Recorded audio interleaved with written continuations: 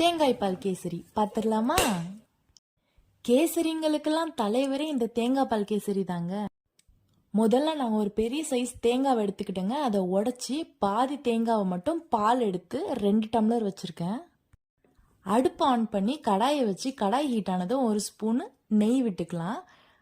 இதில் 1 கப் அளவுக்கு நம்ம ரவையை போட்டு நல்லா வறுத்துக்கலாம். ரவை வறுந்ததுக்கப்புறமா 1 டம்ளர் தேங்காய் பாலை சேர்த்து நல்லா ரவை வேகிற அளவுக்கு கிளறி விட்டுக்கலாம். இது கூட 3 ஏலக்காவை நான் தூள் பண்ணி சேர்த்துக்கிட்டேங்க.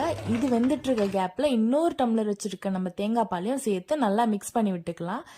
இது வந்துட்டு இருக்க டைமில் நான் 2 கப் அளவுக்கு சுகரை சேர்த்து நல்லா கிளறிக்கிறேன். இனிப்புக்கு தேவையான அளவுக்கு நீங்கள் போட்டுக்கோங்க.